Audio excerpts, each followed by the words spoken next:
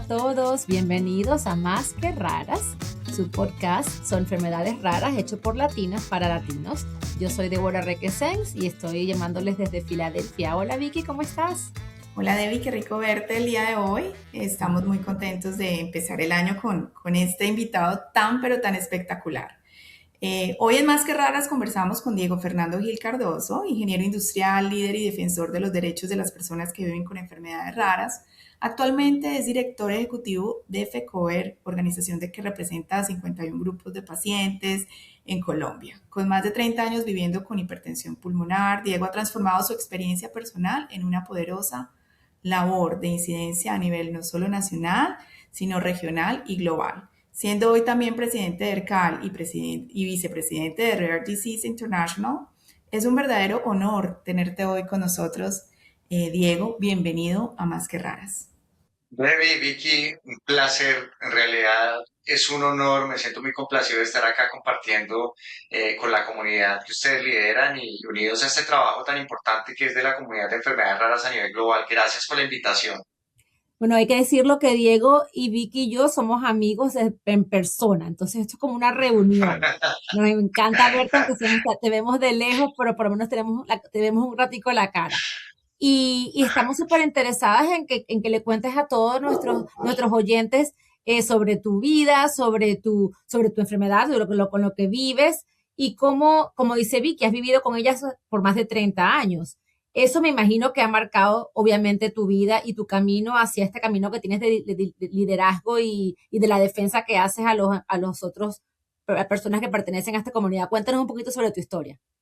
Así es, Debbie y Vicky, y a quienes nos escuchan, pues yo empecé en este camino de ser advocate, pero sin trazarlo. Como que la vida me fue encaminando sin que yo me diera cuenta y prácticamente yo me dejé llevar. Yo tengo un diagnóstico de hipertensión pulmonar que se dio a los 8 años de edad, pero como muchos seguramente que nos están escuchando, tuve a través de esa odisea diagnóstica, ese camino pedregoso y muy complejo, 7 años. 7 años desde los primeros signos, síntomas, con una preocupación enorme por parte de mi familia, que no sabían realmente qué era lo que tenía, este tipo de enfermedades que son conocidas en muchos de los casos como esas famosas cebras, que se confunde el galopeo. Creo que muchos han oído hablar de las enfermedades raras, son vistas como cebras médicas. En enfermedades como hipertensión pulmonar se confunden con otras enfermedades como asma, como la enfermedad pulmonar obstructiva crónica. También se tiende a confundir a veces con obesidad o con otro tipo de enfermedades que son más prevalentes, más frecuentes, y así me pasó en ese caso. Por fortuna logré tener en Bogotá la posibilidad de acceder a unos médicos que ya sospechaban de este tipo de diagnósticos. Lamentablemente pues no había tratamiento para la hipertensión pulmonar. Estamos hablando de hace más de 35 años. Y estamos hablando que también las pruebas de diagnóstico eran muy invasivas. A mí me hicieron un ecocardiograma, me hicieron un cateterismo cardíaco, pero en esa época los ecocardiogramas lo abrían a uno casi que medio cuerpo, y yo a 8 años de edad, eso fue una cosa muy, muy terrible que tuve que enfrentar, no solamente el dolor físico, sino también uno como niño, esa limitación, ese impacto emocional. ¿Qué va a pasar conmigo? ¿Será que yo voy a poder estudiar? ¿Yo voy a poder entrar a una universidad? ¿Yo voy a poder tener pareja? ¿Voy a poder viajar? ¿Voy a poder manejar un vehículo, un carro? A uno lo aborda una serie de cosas y de preocupaciones que son muy difíciles, y por supuesto la familia enfrenta una situación muy compleja. Mi mamá lloraba mucho, Debbie y Vicky, lloraba mucho en silencio. Yo recuerdo mucho que yo en muchas noches dormía con ella, la abrazaba en las noches. Uno sabe cómo es la respiración de mamá. Uno sabe, uno reconoce cuando está dormida profundamente, cuando no lo está. Y yo sentía cuando ella no estaba dormida y la abrazaba y le tocaba su rostro, y yo le notaba sus lágrimas a la madrugada. Claro, mi mamá era el único momento, los únicos espacios que te podía hacer eso, porque no se ponía en evidencia, a lo mejor durante el día. Yo creo que usted lo entiende mucho como mamás, ¿no? El no exponerse y no mostrarle esa fragilidad, entre comillas, a los hijos cuando son niños y están enfrentando este tipo de dificultades. Eso lo enfrenté, por fortuna pues logré tener tratamiento en esa época. Casi no había sino un tratamiento en Colombia disponible y bueno, esto ha sido un camino en donde he tenido que aprender. Yo empecé en el mundo de las organizaciones de pacientes hace alrededor de 15 años, también porque encontré en Google información. Después de mucho tiempo me interesé por la enfermedad de Higo de una forma muy tardía porque por fortuna logré estar muy estable durante mi etapa de adolescencia digamos al inicio de mi adultez, pero me dio por entrar a buscar en Google, que yo creo que es lo que hacemos también muchos en esa búsqueda de respuestas, y no encontré información en español. No había información en español y eso más me preocupaba. Y yo dije, pero ¿cómo así? Esto no puede ser algo tan extraño que no haya información. Y la poca información que encontraba me decía que era prácticamente una enfermedad catastrófica que yo no podía vivir prácticamente normal. Entonces, literalmente lo poco que encontraba casi que me mataba, porque era una serie de listado de restricciones en que yo no podía hacer un montón de cosas y entré en una profunda depresión, pero afortunadamente encontré en ese Google la Asociación de Hipertensión Pulmonar de Estados Unidos, PHA, y yo no sabía que existían las asociaciones de pacientes ni organizaciones que se preocupaban por los pacientes. Y vi que estaban haciendo una conferencia de hipertensión pulmonar en California. Yo estaba en esa época trabajando en un banco en la ciudad de Cali, acá en Colombia.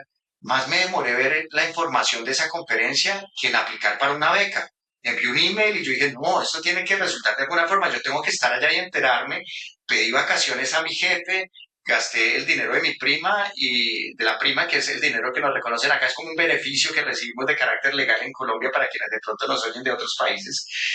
Pedí un dinero que me sirvió para comprar los tiquetes, viajé y me encontré en California con una conferencia donde había más de 2.000 personas que se reunían a hablar de una enfermedad y yo dije, ¿cómo puede ser esto posible? ¿Qué tiene esto de interesante? Y encontré personas de diferentes partes del mundo que estaban enfrentando los mismos retos que yo, una enfermedad en la cual en Colombia yo no había conocido ninguna persona que estuviera enfrentando los mismos desafíos.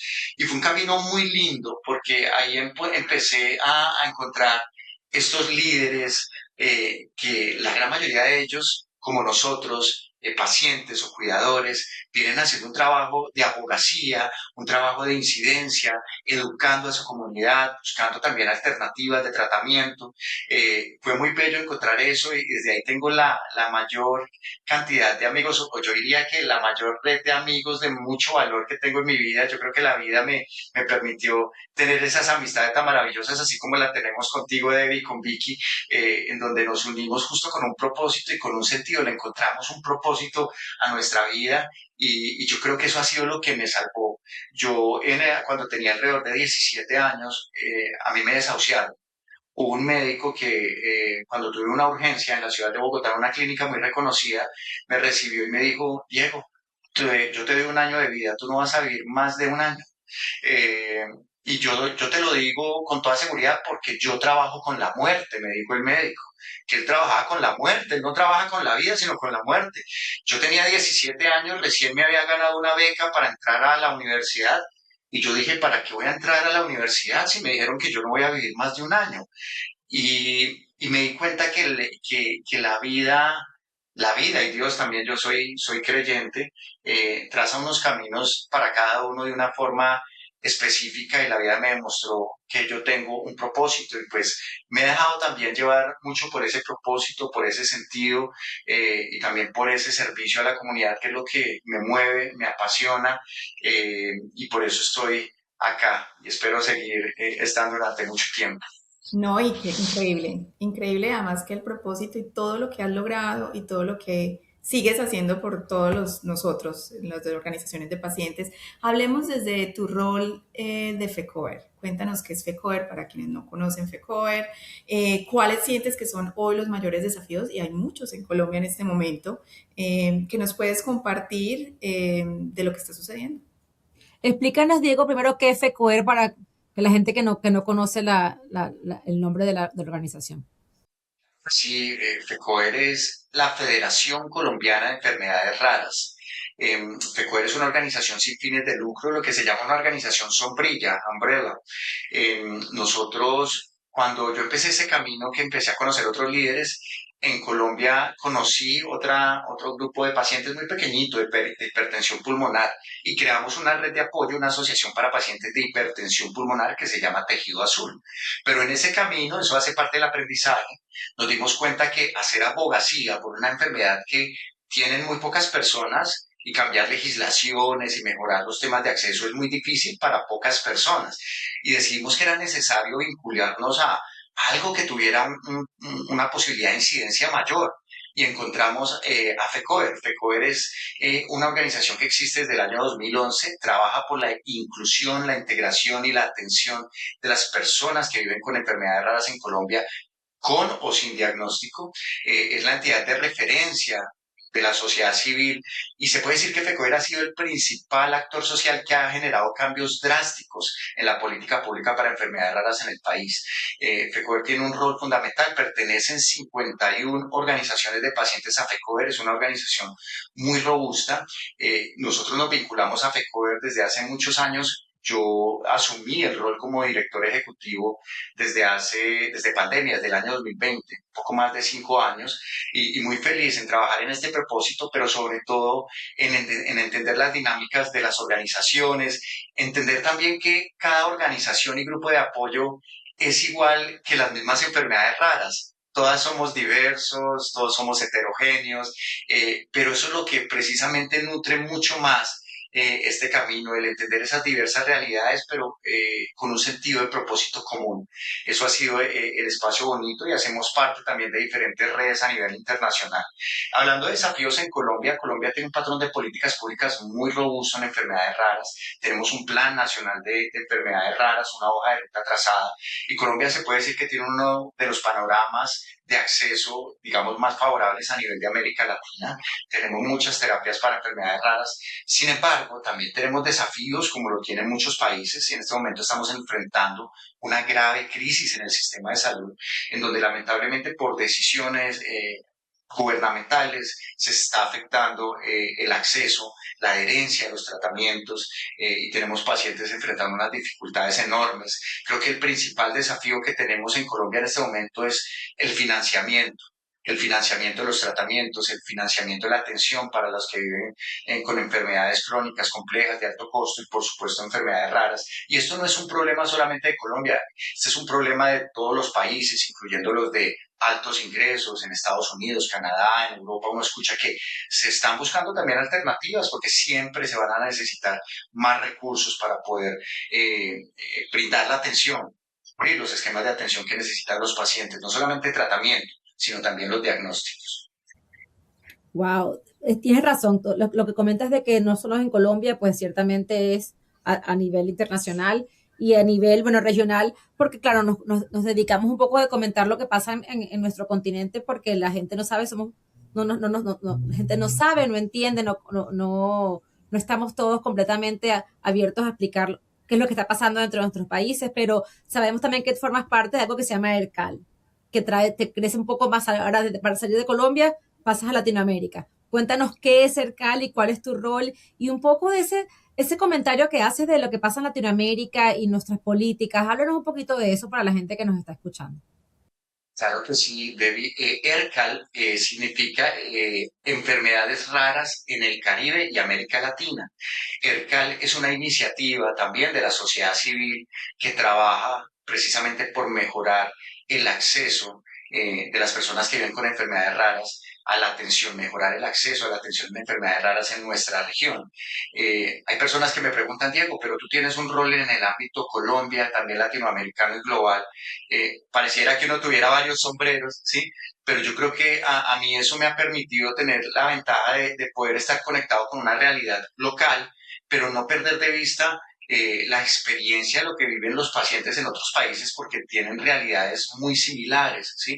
Hay heterogeneidad, pero también hay unos desafíos que, como mencioné, como el tema del financiamiento, lo estamos enfrentando todos y creo que eso es importante porque podemos traer lecciones que nos pueden ayudar a afianzar ese camino, a encontrar mecanismos para resolver ¿sí? Situaciones muy complejas que enfrentan las familias y en el ámbito global también poder entender que existen acciones como la resolución de enfermedades raras que se adoptó en mayo del 2025 en la Organización Mundial de la Salud y que también se debe traducir en mejoras para la atención de nuestros pacientes sin distinción de dónde vivan, ¿sí? Ni su nivel socioeconómico. Entonces, creo que ha sido esa posibilidad. ERCAL es un referente, por supuesto, desde la sociedad civil para Latinoamérica. Dentro de ERCAL tenemos una junta directiva que está compuesta por personas del ámbito de investigación, del ámbito clínico, el doctor Roberto Giuliani, que seguramente muchos conocen de Brasil, el doctor Ignacio Sarante, y tenemos una red de médicos expertos y, por supuesto, líderes de grupos de pacientes de las organizaciones Sombrilla, organizaciones que son robustas en cada uno de los países. Es un proceso bastante interesante y desarrollamos muchas actividades, eventos, congresos, iniciativas que llevan no solamente el conocimiento, sino también una mayor conciencia a la comunidad y a los diferentes actores de los sistemas de salud para mejorar la salud y el bienestar de nuestra población en Latinoamérica. Nosotros hemos estado en varios congresos, ¿no, Debbie? Sí, Con hemos estado y pondremos justamente en las notas del show sobre la página web para que puedan visitarlos. Vicky, yo estuve la primera vez cuando fue en Colombia hace 2 años, ¿no? O hace 3 años ya. Así es. hace 3 años, Y el Ya año eso pasado estuve fue yo. un Sí, poquito más de 2 años. sí, así es. Sí, exactísimo. 3 años, Pasa ya el el tiempo tiempo. pasa muy rápido. Increíble. Y este año tienen planeado uno en Chile, es lo que entiendo. ¿Cómo va eso? Estamos en esa planeación de nuestro tercer congreso.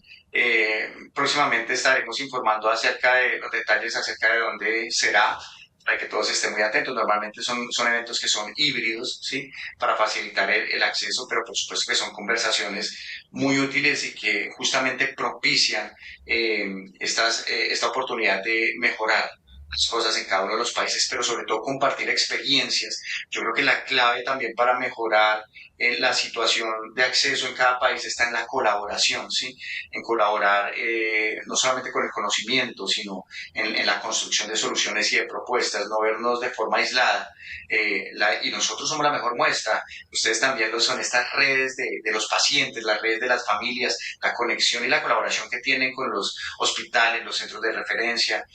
Creo que nosotros tenemos un rol fundamental. Yo siempre he dicho que las organizaciones de pacientes, más allá de trabajar directamente por asistencia social y la incidencia política pública, nosotros somos los más grandes articuladores de las instituciones en cada uno de nuestros países. Logramos convocar a todos los actores de los sistemas de salud, también gestionamos el conocimiento, abrimos espacios de educación y somos generadores de cohesión social.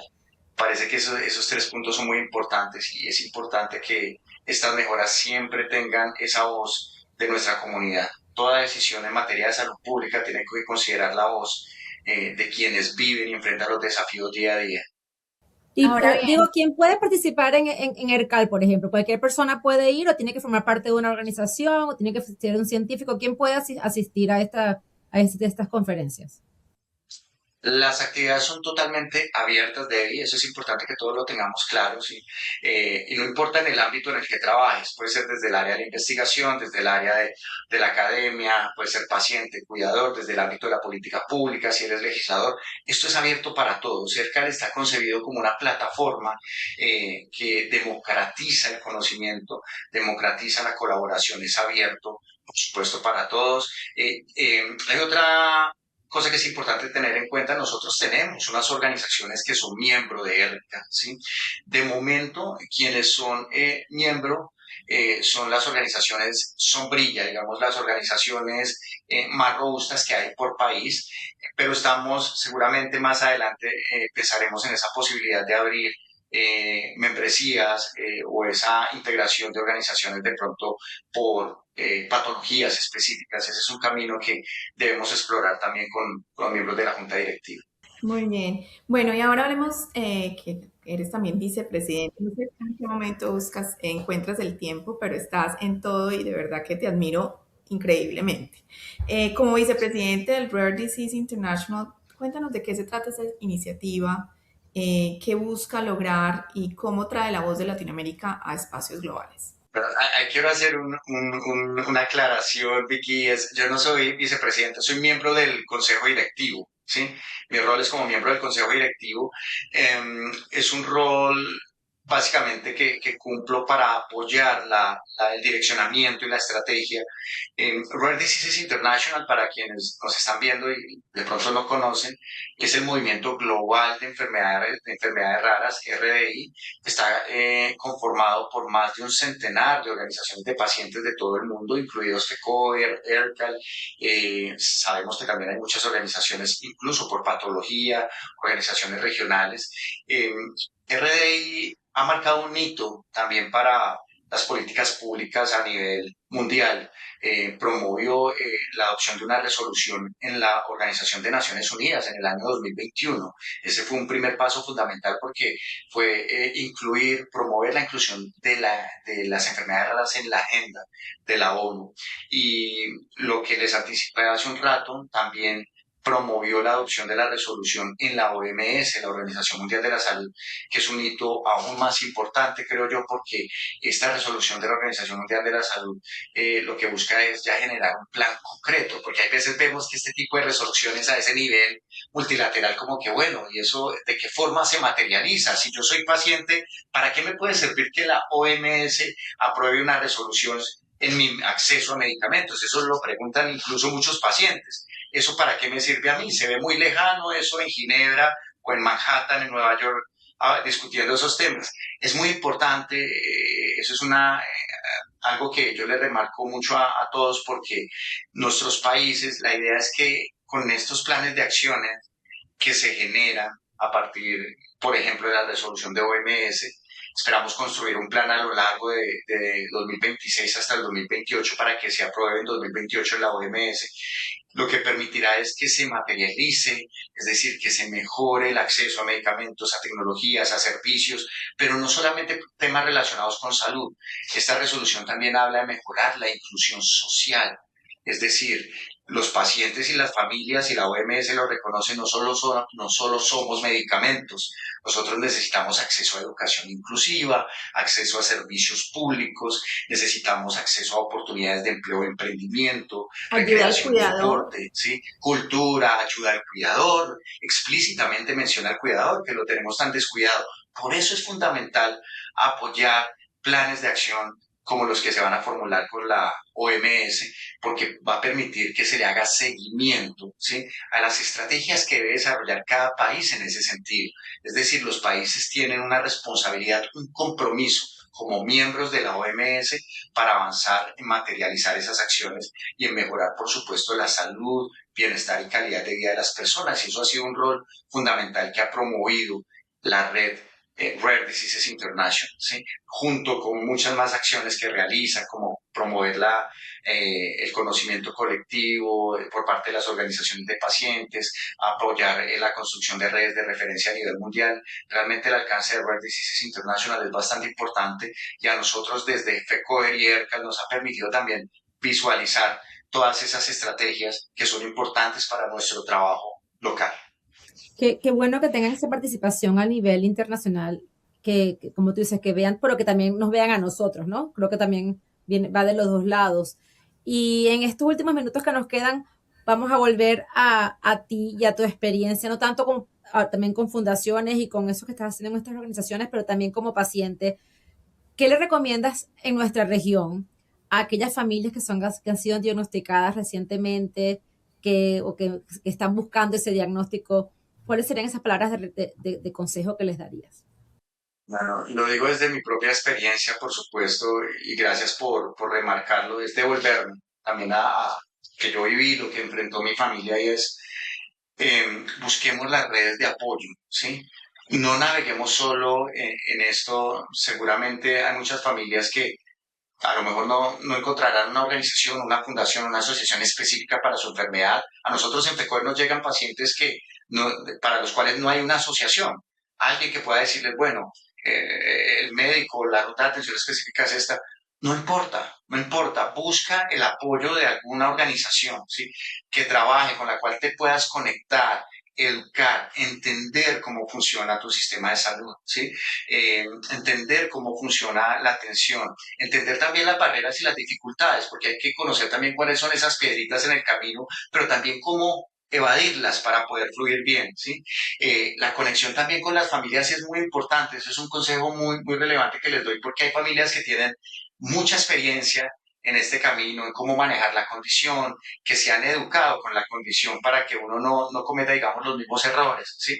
Entonces, aprender de las experiencias de otros y tener esa red de apoyo, yo siempre veo en las organizaciones casi que una segunda familia, ¿sí? Las familias son esa es otra segunda familia en la cual uno se puede apoyar para poder entender y sobre todo balancear las emociones también, porque acá hay un impacto no solamente en la salud física, sino también en la salud mental, en la salud emocional, y uno muchas veces necesita ese apoyo, ese mensaje, ese aliento, que no todas las veces lo vas a encontrar en un médico. Los médicos cumplen su labor y es maravillosa en muchos de los casos, hacen un trabajo fundamental, pero cuando hay personas que están viviendo o batallando lo mismo que uno está batallando, recibir esos mensajes de aliento, esos mensajes inspiradores, de motivación y también esos consejos son muy relevantes, ¿sí?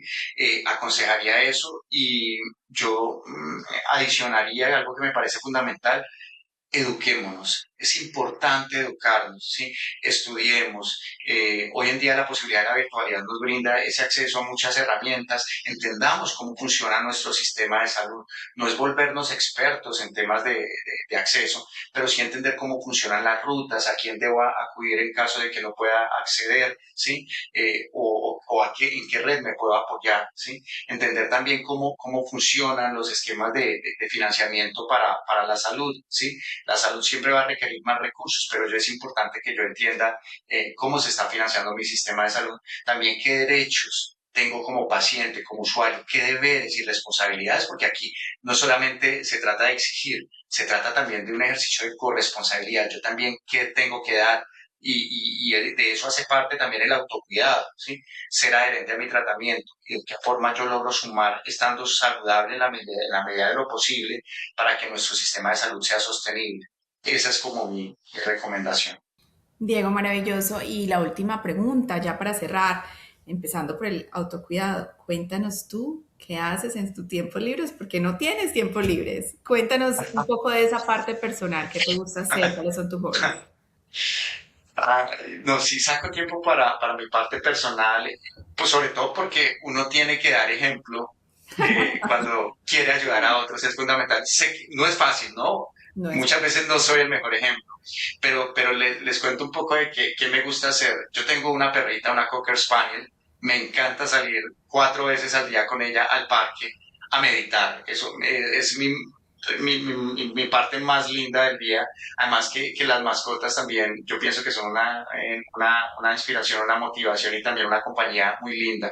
Me encanta mucho el cine. Yo casi que todos los días aprovecho para ver una película o por lo menos un documental. Ese plan de crispetas o un hot dog, una hamburguesita, pues no comer hamburguesa todos los días, ¿no? Pero sí de vez en cuando. Pero sí me gusta mucho ver documentales, me gusta mucho ver películas, me encanta viajar. Me fascina viajar. Por mi trabajo, pues tengo la oportunidad de viajar y conocer, pero me encanta el intercambio cultural. Me fascina conocer personas de otros países, con otras culturas, con otras realidades. Eso me encanta. Eso es como lo que me gusta hacer entre muchas cosas. ¿Cómo te fue en Francia el año pasado? Sé que estabas planeando un viaje a Francia. Me fue estupendo y creo que fue una oportunidad. Estaba justamente en Ginebra por lo de la resolución de la OMS, pero logré seguir tu consejo, bajé al Mediterráneo, estuve en Niza, que me pareció un lugar bellísimo, fascinante, estuve en Cannes. Es justamente lo que me gusta hacer, fui a la playa, ¡Qué aproveché, me rico! encanta oxigenarme y desconectarme, ir a la playa, recibir el sol, tuve la oportunidad y de conectarme conmigo mismo. Yo creo que hay veces viajar solo también sirve mucho porque es ese encuentro y conocerse con uno mismo. Fue una oportunidad muy bonita. Qué bueno que te acordaste, gracias por el consejo, Claro. porque lo seguí. Pues, Diego, te agradecemos no solo todo el trabajo que haces, que es incansable, pero te agradecemos mucho la energía que traes a la comunidad. Hablar contigo siempre nos deja sonrientes, siempre nos deja cargados de energía positiva, de esperanza, de que podemos hacer cosas buenas por la comunidad. Así que gracias de todo corazón por todo lo que haces. es contagiosa su energía, de verdad te admiro inmensamente. Gracias a ti por acompañarnos el día de hoy, gracias a quienes nos escucharon el día de hoy. Bueno, hasta un próximo capítulo de Más que Raras. Muchas gracias por acompañarnos.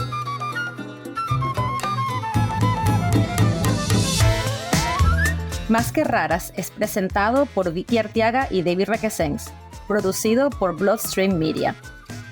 Si estás interesado en ser parte de nuestros anuncios y publicidad, envía un correo electrónico a advertising@bloodstreammedia.com. Nos vemos el próximo mes con otro episodio.